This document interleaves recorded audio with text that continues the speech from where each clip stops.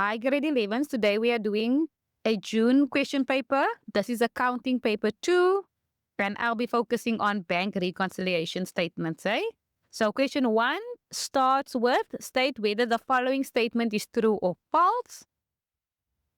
And this is for 3 marks. 1.1.1 says a favorable balance as per bank statement. So not our books, the bank statement is a debit balance.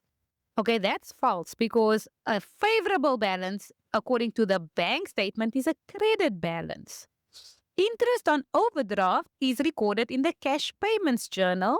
That is true because interest on overdraft is an expense.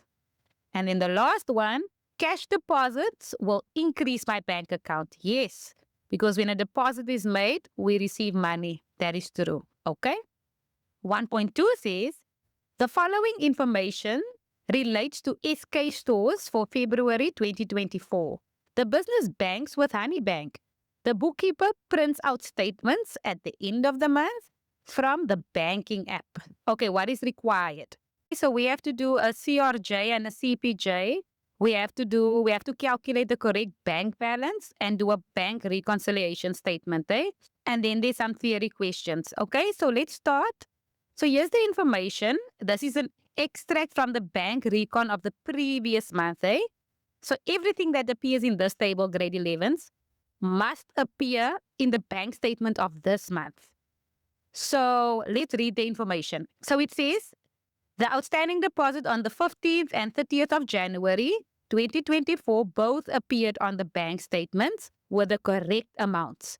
Okay, so that's good. So this one, that's on the 15th. And this one, that one is on the 30th. They both appeared on the bank statement, so that's fine. We do nothing with that. Then in our next bullet point, it says the outstanding deposit on the 20th of January appeared in the February bank statement. That's a good thing. With the correct amount of 19,500. But if I look at the 20th, the amount was 21,500. So if the correct amount is 19,500, then that amount is incorrect. And it says here, so basically we entered too much. So we entered 21,500, but the correct amount was smaller than that, 19,500.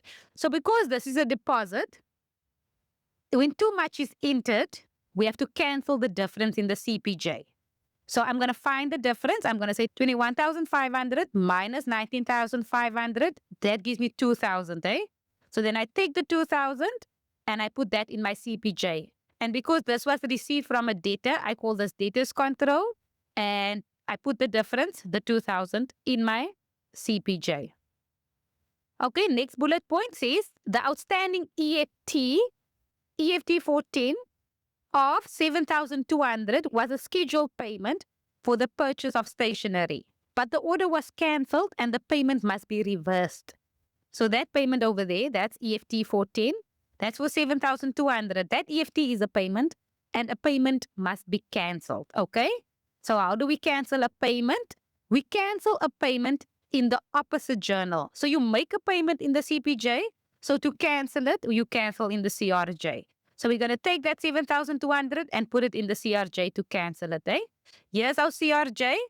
This was for stationery, so that will be my details. And there's my 7,200. I cancel that. When I go back here to my table, can you see I've dealt with all the amounts? The only thing that's left is this last line that says favorable balance per bank account at the end of January.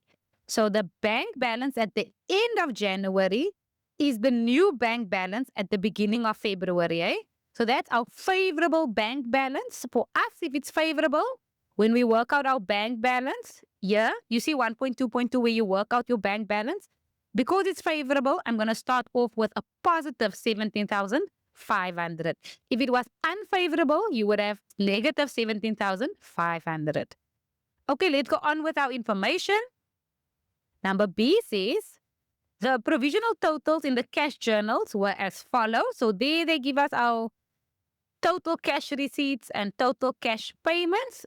These are the provisional totals. This is already in your answer book, so we don't have to record that. Your CRJ will start with this one, and your CPJ will start with that one, but that has already been recorded. Information C says, The following appeared in the bank statement for February, but not in the cash journals. So everything under C is mistakes we've made. So we left things out, so we have to record it. And where do we record? CRJ, CPJ, most of the time, and then sometimes in the bank reconciliation statement. The first bullet says a deposit made for monthly rent by a tenant for 11,500. So that did not appear in our books. So what did not appear? A deposit. If a deposit doesn't appear, it goes to the CRJ. If a payment doesn't appear, it goes to the CPJ. This is a deposit, so we received money. So I go to my CRJ. I write rent income because this was for rent and the amount is 11,500, just like that. Next, it says 50,000 Rand received from Honey Bank for a fixed deposit that matured. So we invested money and now it matured. So we received our savings, 50,000 Rand was received. If something is received and it's left out, it goes to the CRJ. So I'm going to go to my CRJ. And here I have a fixed deposit of 50,000. Next bullet, payment made to Mogale municipality for water and electricity, 1,500. A payment that was left out goes to the CPJ. So I'm going to go to my CPJ and I'm going to write water and electricity, 1,500. The next bullet point says the bank shows a debit order of 780 rands from MTT stores. So a debit order is a direct payment from the bank to a store, but the business does not have MTT stores as a service provider. So we have no relations with MTT stores, yet the bank paid MTT stores from our bank account. So the bank made a mistake. This we're going to put in the bank reconciliation statement. We go there. Do you see I filled in the first line there? Balance per bank account. We'll fill that in later. So because a payment was entered wrong, we have to do the opposite. A payment normally goes on the debit side. So to cancel that debit order, we're going to put it on the credit side. So it says there, we are crediting an incorrect debit. So that's what's happening there. Then, the following things were also on the bank statement, but not in our journal. So there's cash handling fees of 1,000 Rand and service fees of 940. So those two things, you add them together and call that bank charges, So I'm going to add that together, 1,000 and 940. I go to my cash payments journal because this is a payment and I call this bank charges. And that's 1,940. The next bullet is also on the bank statement. It's interest earned on a current account. Interest doesn't fall under bank charges. You show it separately, This is interest earned. So it's a good thing. It's a receipt for us. In the cash receipts journal, we're going to put interest and there's our 570. Then the next bullet point says a credit card payment. So it's a payment of 645 for food purchased for the owner's private residence was on the bank statement, but not in our journal. So we're going to record it in our journals. This is a payment, so it goes to the CPJ. But this was for food purchased for the owner's private residence. So we're going to call this drawings. And there's your 645. That will go to the CPJ. And then our next bullet says the statement reflected an EFT. That's a payment for 3,000 rands for trading stock. This was incorrectly recorded in the journals as 1,345. So the correct amount is 3,000 and the incorrect amount is 1,345. So there was a payment. So we entered too little. So we're going to add more to this payment and we're going to increase in the CPJ. So in the CPJ, we're going to make our payment more with the difference. So we're going to say 3,000 minus 1,345 gives me 1,655. That amount will go to the CPJ to make the trading stock, to make the payment for trading stock more. So now we have a full 3,000 Rand.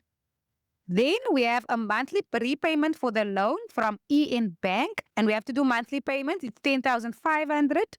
It's not in our journals. Because it's a payment, it goes to the CPJ. So I go to my CPJ. I say loan repayment, and that's 10,500. Next bullet, an EFT payment of 750 to Shine Stores was on the bank statement. This amount was for goods purchased by the cashier for their own use. So the cashier bought goods from Shine Stores, but it only shows on the bank statement. It doesn't show on the CPJ, but the money left the business's bank account. So because the money left our account, we have to record this, eh? So we go to our CPJ and we say trading stock 750. Although it was for the cashier's personal use, eh? It still went off our account. Then last bullet here says a deposit of 18,000 Rand also appears on the bank statement. This amount was deposited into our account by mistake by the bank. The bank agreed to correct this error next month. Okay, so we have this deposit that's in our bank account. It's not in our journals, but the bank made a mistake. So because the bank made a mistake, I'm going to take this to the bank reconciliation statement. And normally a deposit is a credit. When you cancel a deposit, now it becomes a debit. So okay, there we're done with that. Number D says, the following appeared in the journals for February, but not on the bank statement. So the following items will all go to the bank reconciliation statement. So here we have an outstanding deposit, another outstanding deposit, and an EFT, that's a payment. So all three amounts here must go to the BRS. So I'm going to go to the BRS, put in the outstanding deposit as a credit, other outstanding deposit as a credit, and my EFT as a debit. Okay, so that's filled in. Then I'm going to go to my journals. And now I'm going to total. I'm going to total the CRJ and total the CPJ. Just remember, do you see the provisional totals there? You must add the provisional totals. So if you total, you get these amounts. Do you see the two totals at the bottom? You total your columns. And then those two amounts will go to the calculation of the bank account. So there we have a positive bank balance at the beginning. You add the CRJ and you minus the CPJ. And if your answer is a positive, you have a positive bank balance. And if your answer is a negative, you have a negative bank balance. Then that bank balance, you will go record here, balance per bank account. So because it's favorable, it's a debit. Balance per bank account is a favorable balance. So it's a debit balance. To get the missing amount in this BRSA, we're going to total both sides and see which side is the biggest. So when you look at the two columns, the debit column and you look at the credit column, the debit column is definitely bigger. So I total, that's what I get. And then I write the two amounts on both sides. Then to get my missing amount, I'm going to say this total minus this, minus that will give me that. And let's put that in. I get 95,000. And that is the balance per bank statement. That was the balancing figure. And that's your bank reconciliation statement. Let's go to our theory question. So here it says, provide two internal control measures to control cash. So first of all, one measure is encourage your customers to make EFT payments because then you don't have cash in your store. They make the payment directly into the bank account. So that's a way of controlling the cash. But if you do have cash and you received cash for that day, deposit that cash immediately at the end of the day in your bank account. Don't keep the cash in the store. So that's a way of controlling the cash. Then request the bank to send notifications of all transactions. So whenever you deposit money in or whenever someone makes an EFT, make sure that the bank notifies you. So as a business, we are always aware of cash coming in and cash leaving our bank account. And then, of course, split duties among employees. One person can't do everything. So one person issues the receipts, then someone else go deposits the money in the bank account. One person can't be responsible for everything. You can name any two of these measures here to control your cash. Then the next question is, indicate two internal control measures that can be implemented regarding EFT payments. So how can we control our EFT payments? So that is now our electronic payments.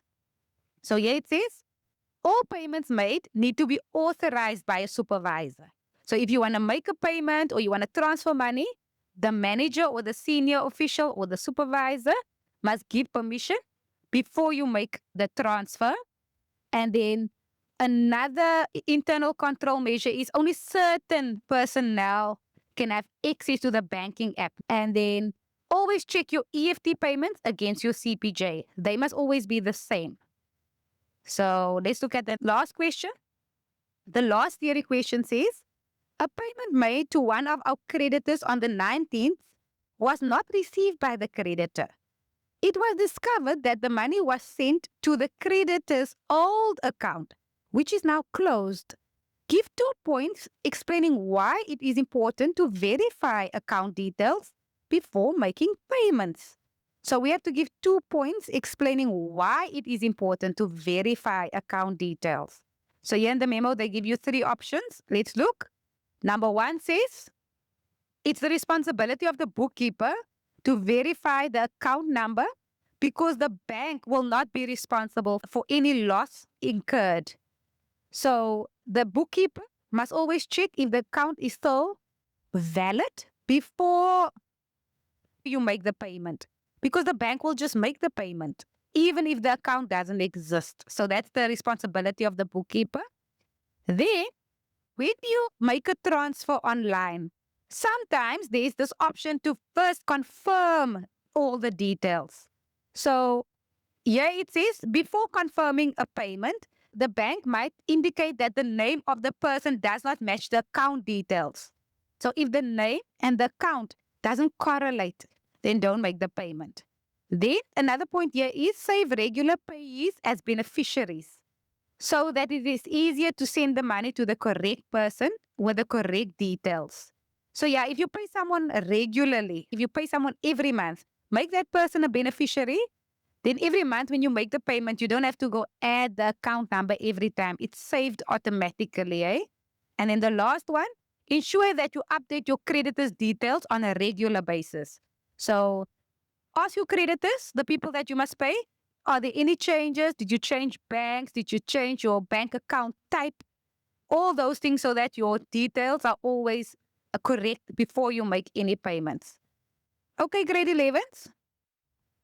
That is our bank reconciliation statement, eh?